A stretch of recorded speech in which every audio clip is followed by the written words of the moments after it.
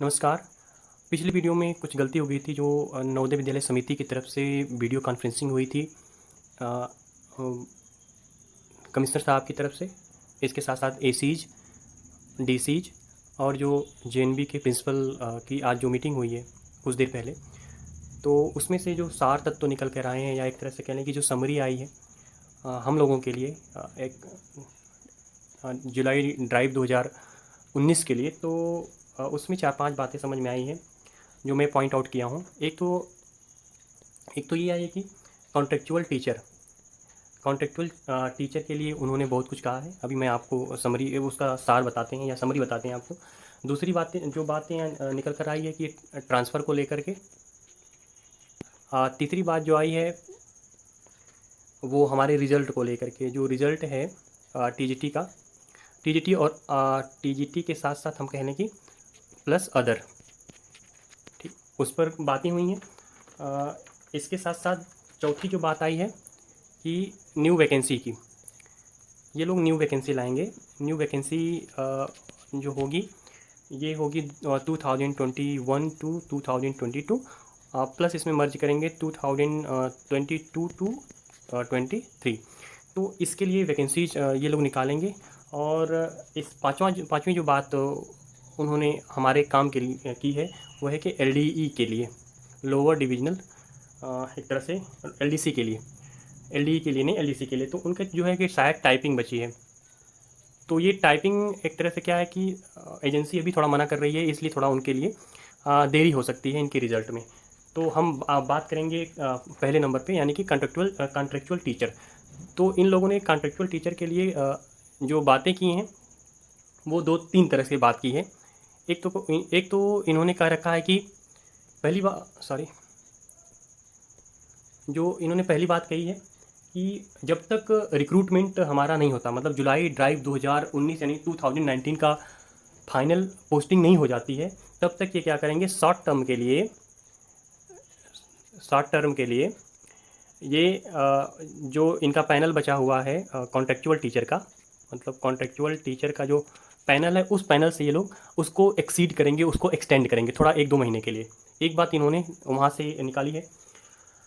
दूसरा contractual teacher के लिए है कि कॉन्ट्रेक्चुअल टीचर का जो न्यू रिक्रूट करेंगे ये लोग कॉन्ट्रेक्चुअल टीचर के लिए, चूँकि जो वैकेंसी खाली है इस समय, यानी जो टीचरों की वैकेंसी खाली है और भी जो पोस्ट है उसके लिए जो खाली हैं, जो हमारी वैकेंसी है 2019 की रिक्रूटमेंट ड्राइव जुलाई 2019, उससे पूरा नहीं हो पाएगा। तो इसलिए कमिश्नर साहब ने कह रखा है, और बाकी रीजन्स का भी क्वेश्चन रेज किए हैं कि हम क्या करें, पैनल बना के रखें कि ना रखें कॉन्ट्रेक्चुअल का। तो इनका कहना है कि नहीं, आप सारे रीजन को ये दिशा निर्देश दिया जा रहा है कि वो पैनल बना के रखें, 4-4, 5-5 लोगों का पैनल बनाएं एक डिजिग्नेशन के लिए। मतलब मान लीजिए कि टीजीटी के लिए है, किसी सब्जेक्ट के लिए, तो कम से कम 4-5 पैनल बना के रखें। उनकी चिंता ये भी है कि न्यू रिक्रूटमेंट होगा, पता नहीं इसमें बच्चे ज्वाइन करेंगे कि नहीं ज्वाइन करेंगे। हो सकता हो कि एक्सटेंशन मांगे कि सर हमें 2 महीने की थोड़ा सा मोहलत दे दीजिए, इसके बाद हम ज्वाइन करेंगे। तो ये उनका भी कंसर्न था कमिश्नर साहब का। तो उन्होंने कह रखा है कि कॉन्ट्रेक्चुअल टीचर को जो है इंगेज करेंगे ये लोग शॉर्ट टर्म के लिए, और या तो शॉर्ट टर्म के साथ साथ ये एक वर्ष के लिए भी ये इनका करार करेंगे टीचरों का, कॉन्ट्रेक्चुअल टीचर का। तीसरी बात ये है कि जो कॉन्ट्रेक्चुअल टीचर से संबंधित है कि इनका जो कॉन्ट्रेक्चुअल टीचरों का रिक्रूट करेंगे ये, वो नवोदय विद्यालय अपने पोर्टल के थ्रू करेगा। और ऐसे तो पहले विद्यालय लेवल पर हो जाता था, लेकिन ये लोग पोर्टल के माध्यम से करने की इस बार सोच रहे हैं। तो ये तो बातें रही हमारा कॉन्ट्रेक्चुअल टीचर का जो फ्यूचर है वो क्या है, कितने दिन का है, 1-2 महीने का है, जो पुराने वर्ष में जो आज भी इंगेज हैं। दूसरा कि ये न्यू रिक्रूट करेंगे कॉन्ट्रेक्चुअल का भी, इसके साथ साथ कॉन्ट्रेक्चुअल की जो ये भर्ती करेंगे वो पोर्टल के माध्यम से करेंगे। दूसरी बात हमने कहा था कि ट्रांसफ़र का क्या होगा। ट्रांसफ़र पे इन लोगों ने बोल रखा है कि जो ट्रांसफ़र है इस समय जो चल रहा है वो ट्रांसफ़र होगा 28 जून तक ये ट्रांसफ़र पूरा हो जाएगा। एचक्यू का पूरा प्रयास है कि ये 28 तक जो है इसका जो है ट्रांसफ़र कर देंगे। इसके साथ साथ जो रिज़ल्ट है हम लोगों का, वो रिज़ल्ट भी 28 जून तक आ जाएगा, उससे पहले ही 28 जून से पहले रिज़ल्ट आ जाएगा और ट्रांसफ़र पूरा भी हो जाएगा। थोड़ी बहुत जो क्वेरीज रह जाएंगे या उनके जो ग्रीवेंसेज रह जाएंगे तो इस ग्रीवेंसेस को हेडक्वार्टर अपने स्तर पर टीचरों का जो पोस्टिंग के मामले में जो प्रॉब्लम होगा तो उसको सॉल्व कर लेगा हेडक्वार्टर। उसकी वजह से ट्रांसफ़र की वजह से हमारे रिक्रूटमेंट पे या हमारी पोस्टिंग पे, हमारे रिजल्ट पे टीजीटी और इसके साथ साथ अदर जो भी रिजल्ट है उस पर कोई प्रभाव, नेगेटिव प्रभाव पड़ने वाला नहीं है। तीसरी बात ये कि रिजल्ट के विषय में उन लोगों ने क्या कहा। तो रिजल्ट के विषय में कहा है कि जो एजेंसी है, हमारी जो परीक्षा कराई थी वो एजेंसी अभी इन लोगों को रिजल्ट नहीं दिया है, रिजल्ट जो है सुपुर्द नहीं किया है हेडक्वार्टर को। तो सर ने कहा है कि ये दो दिन में, 3 दिन में या 4 दिन में, हार्डली 4 दिन में ये हमको हेडक्वार्टर को वो लोग सौंप देंगे। तो इस पर काम शुरू होगा, रिजल्ट बनाना शुरू करेंगे टीजीटी का। और इनका ये भी कहना है कि रिजल्ट जो है वो लास्ट जून तक आ जाएगा। इसके साथ रिजल्ट के साथ साथ पोस्टिंग पर भी इन्होंने बात किया है कि पोस्टिंग ये लोग जुलाई के फर्स्ट वीक या सेकेंड वीक में पोस्टिंग देना शुरू करेंगे टीजीटी एंड अदर सब्जेक्ट के लिए। तो यदि 25 जून को भी अगर हम मान लें कि रिजल्ट आ रहा है या 26 जून को आ रहा है, तो 10 दिन का ये लोग कम से कम समय देंगे फिजिकली मेंटली हम लोगों को तैयार होने के लिए। जो जिनका रिजल्ट आएगा, ज्वाइनिंग करने के रिजल्ट और ज्वाइनिंग के बीच में ये लोग 8-10 दिन का समय देंगे आपको तैयार करने, बैग एंड बैगेज के लिए। ये तो रहा हमारा रिजल्ट के विषय में। मैंने अपनी पहली वाली वीडियो में यहीं पर गलती कर दिया था कि हमारा रिजल्ट 2 दिन में आएगा। 2 दिन में नहीं आएगा रिजल्ट, जो है हम यहाँ पे करेक्शन कर रहे हैं कि 2 दिन की बजाय ये आएगा जून में। 28 जून को आ सकता है, 29 जून को आ सकता है, 27 जून को आ सकता है। मतलब लास्ट जो वीक है जून का, उसमें हमारा रिजल्ट श्योर आ रहा है। इसके साथ साथ जो चौथी बात हमने की थी कि वैकेंसी की, इन लोगों ने वैकेंसी के विषय में भी बोल रखा है कि जो न्यू वैकेंसी होगी सेशन 2021-22 और 22-23 के लिए वैकेंसी अवेलेबल होंगी। और वो वैकेंसी कैसी होगी, वो कई तरह की हो सकती है। पहला इनका मानना ये भी है कि, कहना ये भी है कि ये वैकेंसी जल्द आ सकती है। इसके साथ साथ स्पेशल वैकेंसी के रूप में आ सकती है, नॉर्मल वैकेंसी भी हो सकती है और स्पेशल वैकेंसी भी हो सकती है। नॉर्मल वैकेंसी का मतलब जिस वैकेंसी में हम लोगों का रिजल्ट है वो एक तरह से क्या है, जो 2019 की जो वैकेंसी है वो नॉर्मल वैकेंसी है, ठीक। लेकिन इस जो स्पेशल वैकेंसी होगी वो हार्ड स्टेशन के लिए हो सकती है, वो और भी किसी स्टेशन के लिए हो सकती है। तो वो स्पेशल वैकेंसी का अर्थ ये हो जाता है कि पहले 10 साल का बॉन्ड होता था कि उससे पहले आपका ट्रांसफ़र नहीं होगा। लेकिन इसके साथ साथ अब जो होगा, अब ये 7 साल कर दिया गया है। 10 साल की बजाय जो टेन्योर है वो 7 साल बाद ही पोस्टिंग हो जाएगी। तो 7 साल का आपको बॉन्ड होगा, आप करार करेंगे कि 7 साल पहले हम वहाँ से ट्रांसफ़र नहीं मांगेंगे। तो स्पेशल वैकेंसी की संभावनाएं ज़्यादा हैं, चूँकि शिलांग रीजन में सबसे ज़्यादा वैकेंसी है। तो ये न्यू वैकेंसी के रूप में कुछ संभावनाएं हैं कि जुलाई, अगस्त, सितंबर तक नवोदय फिर से वैकेंसी ला सकता है। इसके साथ साथ LDC लोअर डिविजनल क्लर्क के लिए जो था वो टाइपिंग बची है, तो टाइपिंग देरी हो सकती है। इसलिए टाइपिंग में इसलिए देरी हो सकती है, इनका कहना है कि जो एजेंसी वो कह रही है कि दिल्ली या गाज़ियाबाद या नोएडा में इसकी टाइपिंग टेस्टिंग होना है और फिजिकली होना है। तो कोविड गाइडलाइन के मद्देनज़र थोड़ी देरी हो सकती है, यानी 1-2 महीने जो है लेट हो सकता है। तो LDC में 1 या 2 मंथ का जो है वो देरी से आपका रिज़ल्ट आ सकता है या टाइपिंग हो सकती है। तो ये 4-5 बातें थीं जो आज के VC मतलब वीडियो कॉन्फ्रेंसिंग नवोदय विद्यालय समिति की तरफ से हुई थी, उसका सार तत्व था। और अपनी बात के साक्ष्य के रूप में मैं वीडियो मर्ज कर रहा हूँ आप लोगों के लिए। तो आप उस वीडियो का 17-18 मिनट की वीडियो, सारी आपकी जो डाउट हैं वो सारे डाउट क्लियर हो जाएंगे। तो आज के लिए बस इतना ही। इसके साथ साथ और भी कहना है कि DSSB का जो है एग्जामिनेशन जो शेड्यूल है वो जारी कर दिया गया है, इंग्लिश के लिए शायद है। अभी हम आपके सामने उसको भी प्रस्तुत कर दे रहे हैं। ये जो है DSSB के PGT के लिए नोटिफिकेशन जो है ये जारी कर दिया गया है 7/6/2021 के लिए। Notification of the online examination for the various post, code of the directorate of education GNCTD, schedule on 25, 28, 29, 30 June 2021 को।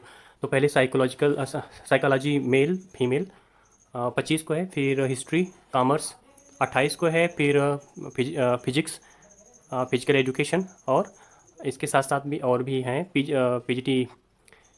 पीजीटी इंग्लिश मेल फीमेल दोनों। और ये 30 जून तक पूरा एग्जामिनेशन शेड्यूल है। तो आप इसे देख सकते हैं, इसे आप इसके जो कुछ गाइडलाइन है, ये गाइडलाइन भी आप लोग पढ़ सकते हैं पॉज करके, ठीक है। तो बस आज के लिए इतना ही। इसके साथ साथ हम वीडियो को मर्ज कर रहे हैं on the behalf of proof यार और एविडेंस। तो वो वीडियो भी है, आप उसे देख सकते हैं, जो पूरी मीटिंग हुई है। 18 मिनट की है मीटिंग, तो 3 घंटे की हुई, लेकिन वो वीडियो जो है 18 मिनट हमने उसे कट किया है, पूरा कट करके आपके सामने प्रस्तुत कर रहा हूँ, तो आप देख सकते हैं उसे। सारे डाउट आपके क्लियर हो जाएंगे। इसी के साथ साथ नमस्कार।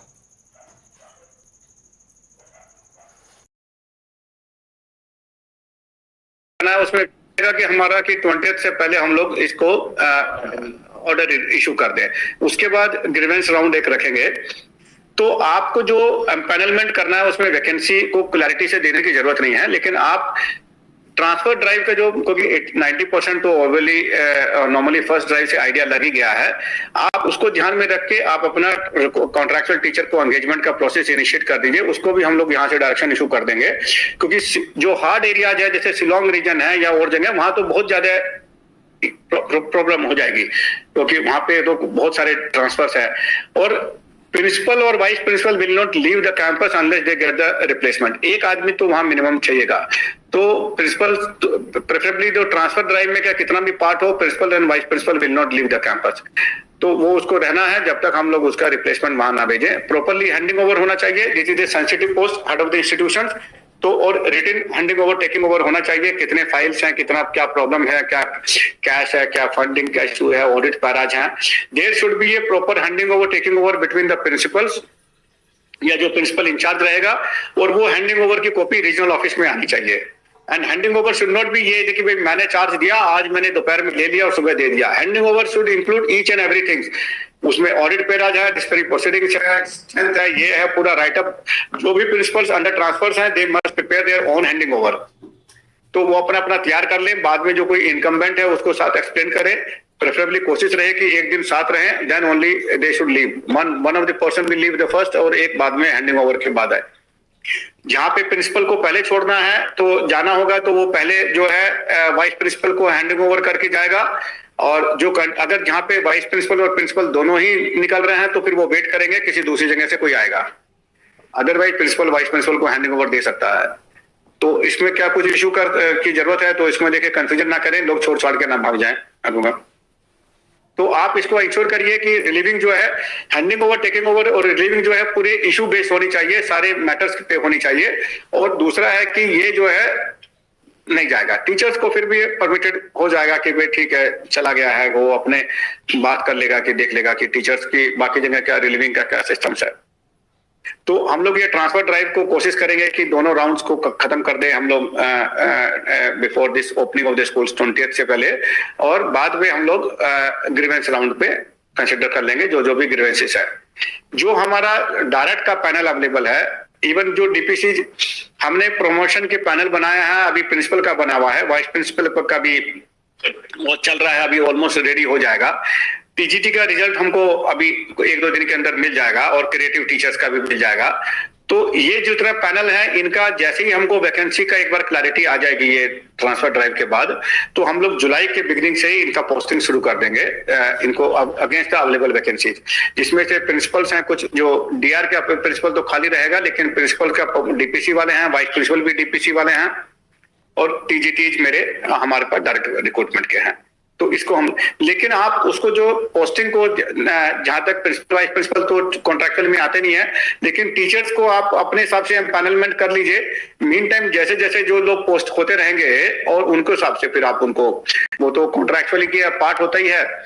और अगर आपका कोई बहुत अच्छा टीचर कॉन्ट्रैक्चुअली एंगेज किया है आपने, और उस जगह पे कोई डायरेक्ट टीचर आ गया, तो आपको लगता है कि नहीं ये टीचर की अच्छा टीचर है, तो उसको दूसरी जगह रीजनल ऑफिस में एडजस्ट करने की कोशिश करिए, अगर वो तैयार है और आपको ठीक लगता है। One the person has already been selected, तो इसका मतलब वो आपके क्राइटेरिया ऑलरेडी मीट कर दिया है। बट अगर बीच में आपको लगता है कि कोई रेगुलर टीचर का पोस्ट हो गया है और उसको वहां से निकलना पड़ रहा है, उसका नॉर्मली मेरिट अच्छा था, तो कोई ऑल्टरनेट जगह पे अगर है तो वहां पे आप उसको भेज सकते हैं। अदरवाइज कहीं पे भी कोई जगह नहीं है, किसी को नहीं, तो उसको पैनल पे रखिए, जब जरूरत होगा तो उसको यूज कर सकते हैं।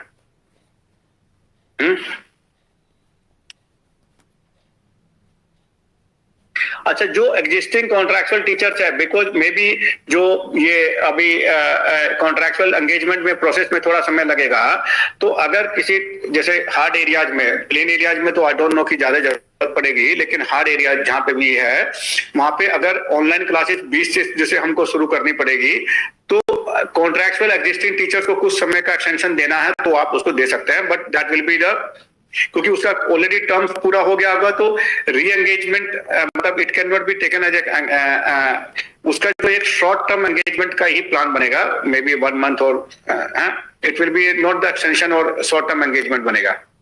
क्यों? क्योंकि उसका वहां से तो एक्सटेंशन दे नहीं सकते हैं, that contract, that terms and contract period is already been cancelled. PGT तो चल रहे हैं, और पीजीटी जो हमारे ऑलरेडी कुछ चल रहे होंगे 12th क्लास के लिए, उनको आप 15 दिन पे जो चल रहे हैं वो 20 तारीख से आप उनको रेगुलरली दे सकते हैं फुल मंथ के हिसाब से। लेकिन ये सब उसको पता होना चाहिए कि this is only A provisionally short term engagement. शुरू में आप चाहे तो 1 महीने का ही दीजिए, और बाद में आप कोशिश करिए कि अपना कॉन्ट्रैक्चुअल एंगेजमेंट का प्रोसेस को पूरा कर ले। apply through the अच्छा, existing teachers can also apply, वो आपको अपना मेरिट के बेस पे देखिए, जो हमने गाइडलाइन इशू करी है उसमें वो फिट बैठता है तो आ ही जाएगा, उसमें तो कोई प्रॉब्लम ही नहीं है। लेकिन पॉइंट ये है कि कॉन्ट्रैक्चुअल टीचर्स को जो सिलेक्शन है वो बहुत अच्छे से होना चाहिए। एग्जिस्टिंग टीचर्स के बारे में तो आपको सब पता है, उसमें ज्यादा मतलब मेरे ख्याल से तो एग्जिस्टिंग टीचर्स में तो आपके पास बहुत साफ सुथरा होना चाहिए कि इसको रखना है या नहीं रखना है। मतलब उसको क्या देखेंगे हम लोग इंटरव्यू में, मतलब जिसने पूरे हमको 6 महीना साल भर भी दे दिया है और बता दिया है, उसका रिजल्ट भी ठीक आ रहा है, प्रिंसिपल सेटिस्फाइड है, तो then we can allow it continue. वो कोई मतलब अभी तो लेकिन क्राइटेरिया में ही आना पड़ेगा, लेकिन आएगा प्रोसेस के थ्रू, अभी उसको बिना प्रोसेस को बाईपास करके नहीं।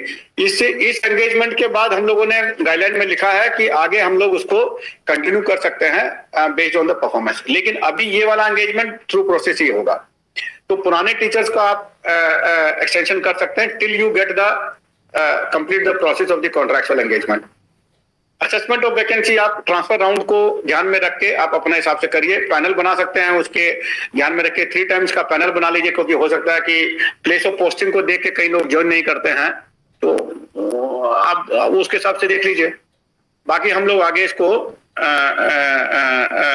डीआर वाले का भी पोस्टिंग हम लोग कोशिश जुलाई के बिगनिंग में निकाल देंगे, जैसे ही हमको वैकेंसी का क्लैरिटी आ जाएगी, डीपीसी की भी और उसकी भी। है कि हमारे टीजीटी की पोस्ट 200 वेकेंट है और मिस क्रिएटिव की 43। तो सर जब हम ये शॉर्ट टर्म एंगेजमेंट करेंगे टीचर्स की और हमारे पास रेगुलर टीजीटी जब आएंगे पोस्ट होके, तो सर एक तरह से हम 243 टीचर्स को सेशन शुरू हो चुका होगा। अगर हम उनके पास एक्टिव से देखें तो उनको भी कहीं और एम्प्लॉयमेंट मिलना टाइम पे दिन हो जाएगा सर। वो जानेगा उसका वो तो हम उसके ज्यादा उसके बारे में कर नहीं सकते हैं। That will be told to the, आपका जो first place of the engagement है दैट विल बी देयर, कि ये जो है it will be based on the जो जैसे नया आदमी, क्योंकि नए आदमी का क्या क्लैरिटी है कि मान लीजिए कि मैंने पोस्टिंग भी कर दी, उसमें से 50-60% तो जल्दी ज्वाइन करेंगे डिपेंडिंग अपॉन द लोकेशन, और कुछ जो है वो अपना एक्सटेंशन मांगते रहेंगे 3 महीना 6 महीना, कोई कुछ दिस इज और कुछ कोर्ट कचहरी। ऐसा है कि कुछ ना कुछ तो समस्या, इट इज नॉट नेसेसरी कि मैंने आज निकाला और अगले 1 हफ्ते के अंदर हमने ज्वाइन कर लिया। डायरेक्ट रिक्रूटमेंट, डायरेक्ट का ज्वाइनिंग जो है वो हमेशा लॉन्ग टर्म प्रोसेस हो जाता है, डॉक्यूमेंट वेरिफिकेशन भी है।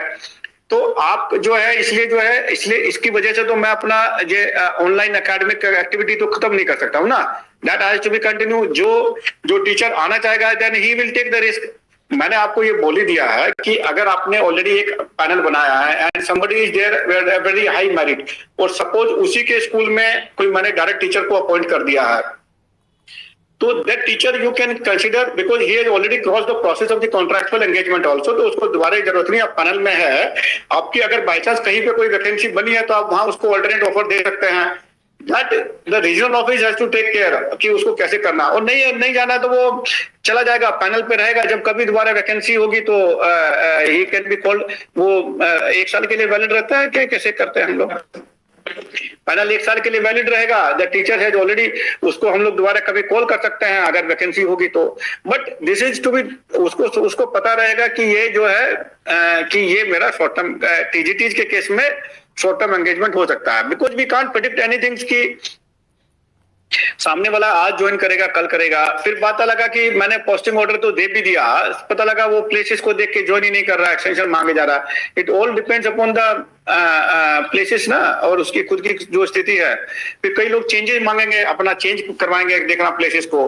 तो आई डोंट नो कि ये क्लैरिटी नहीं है कि वो कल ज्वाइन कर लेगा, 1 महीना लगेगा, 2 महीना लगेगा, 3 महीना लगेगा। तो but we can't stop the academic activity. Sir तो एक और रिक्वेस्ट है। बोलो। स्टिल हमें स्कूल से स्टाफ ऑफिसर्स और प्रिंसिपल्स तो बुलाने पड़े। तो सर हमारे एक क्लस्टर में जम्मू स्कूल में around 30 to 40% of the staff got Covid positive, वहाँ इन्फेक्शन फैल गई थी सर लास्ट ईयर।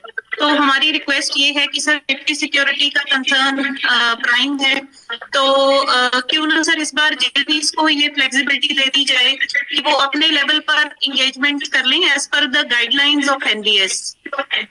ना वो तो है नहीं, वो कोई रिलैक्सेशन नहीं है। जो एंगेजमेंट तो रीजनल ऑफिस करेगा, उसको जो असिस्टेंस लेनी है इसकी क्या कहते हैं स्कूल्स की, टीचर्स की, प्रिंसिपल्स की, तो ज्यादा पैनल बना लीजिए आप। You can prepare more panels, तो आप ज्यादा पैनल बना लीजिए कि है ना, कि 4 बना लो, 5 पैनल बना लीजिए, they can do.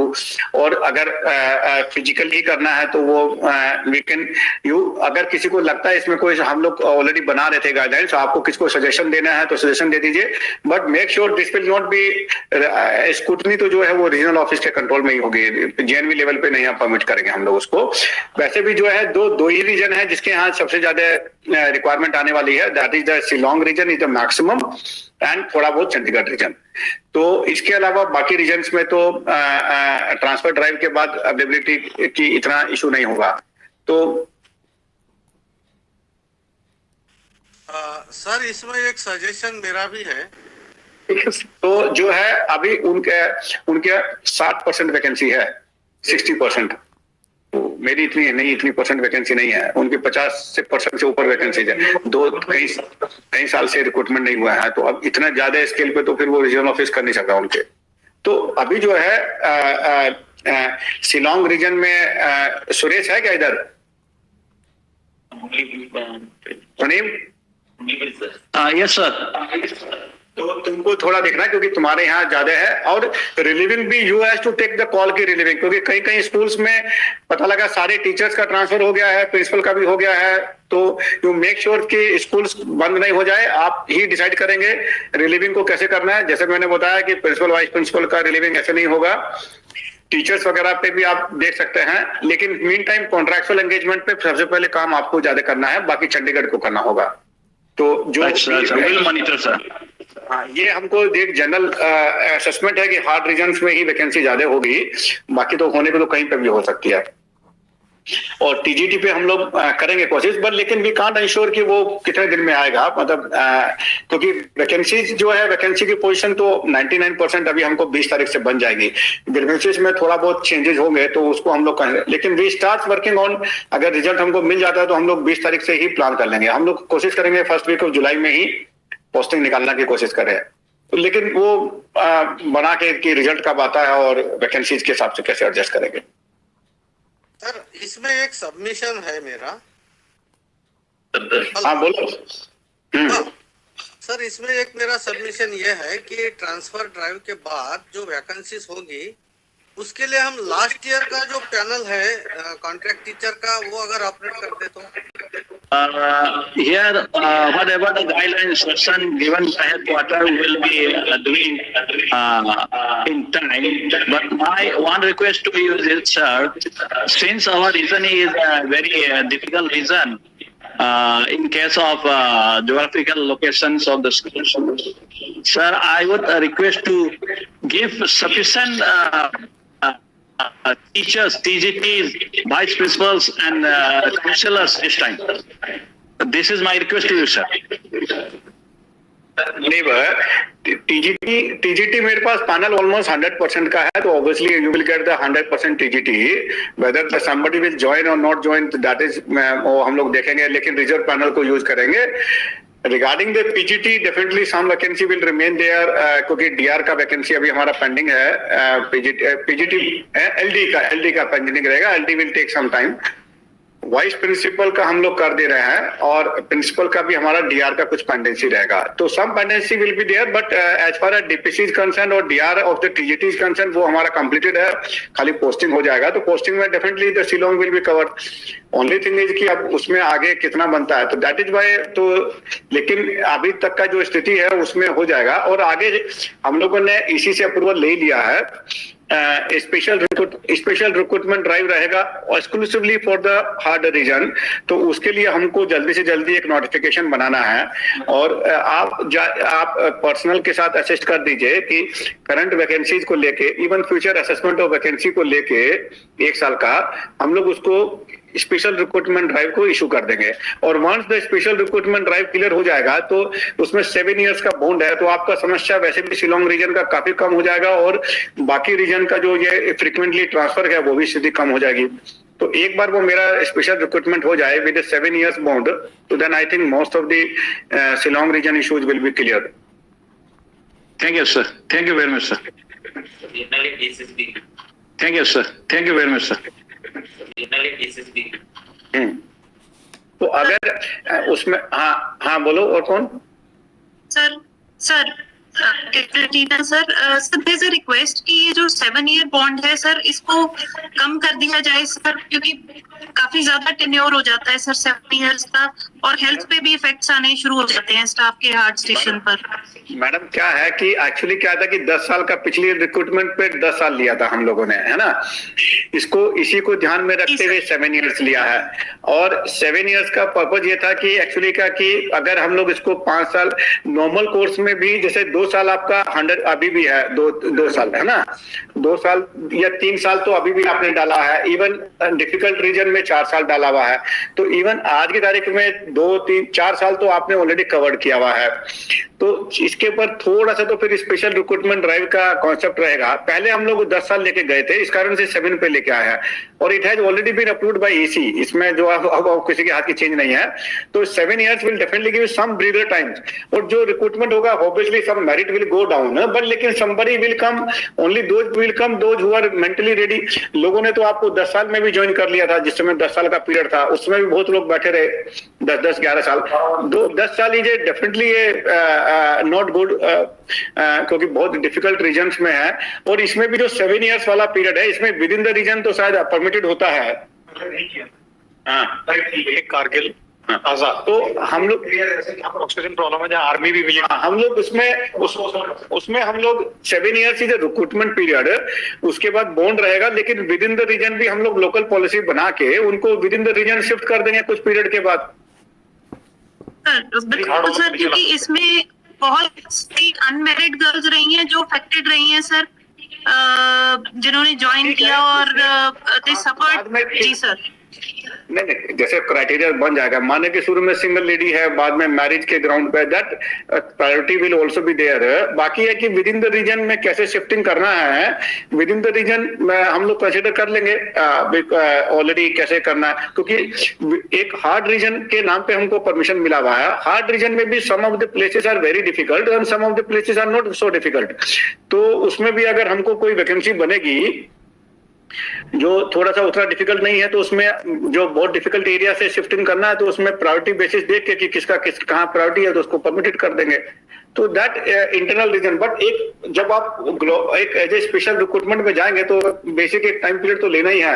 Individual cases bye cases तो आप बॉन्ड को तो ब्रेक नहीं करेंगे, लेकिन विद इन द रीजन तो कर लेंगे, नॉर्मल आउट कर लेंगे। Right, thank you sir. Mister Karan कि जो 2 सबसे ज्यादा है कि टीजीटी पे, मेरे ख्याल से टीजीटी का मैंने बता दिया है कि टीजीटी का रिजल्ट हमको 2-4 दिन में मिल जाएगा। हमारे को आ जाना चाहिए। उसके बाद विद इन ए वीक के बाद जैसे ही हमको ये वैकेंसीज है तो देन वी विल इशू, हम लोग कोशिश करेंगे कि इसको कितना दिन कर सकते हैं, मंथ के एंड के आसपास तक हम लोग कुछ उसका रिजल्ट बना सकते हैं। अभी हम लोग एडिशनल से बात कर रहे हैं, जो भी हमारा रिक्रूटमेंट एजेंसी है, दे आर एक्सपेक्टिंग कि हो सकता है कि एक वीक में हमको मिले, तो लेकिन हम मंथ एंड तक करीब पोस्टिंग का टीजीटी पे कर देंगे सवाल। रिगार्डिंग बाकी जो है इवन उसमें टीजीटी में क्रिएटिव टीचर्स भी होंगे, हैं दोनों मिलाकर, तो इसलिए उसको अधिकतर जो क्वेरीज थी उसी की थी। बाकी एलडीसी के टाइपिंग टेस्ट की एक क्वेरी है, वो पैंडेमिक का है, थोड़ा सा देखते हैं हम लोग कैसे मैनेज कर सकते हैं, रिक्रूटमेंट एजेंसी से बात करके कैसे उसको करा सकते हैं, क्योंकि टाइपिंग टेस्ट तो फिजिकली होगा, उसमें कोई और ऑप्शन है नहीं अभी, तो फिजिकल में कितना परमिशन मिलता है, कितना परमिटेड है, तो we will look into it. तो इसलिए वो एलडीसी का टाइपिंग टेस्ट पे भी हम लोग कुछ ना कुछ विचार कर लेंगे। तो ठीक है, चलो अब आई होप कि, लेकिन जैसे मैंने बताया कि इसमें बाकी ऐसा है, आपको किसी भी इशू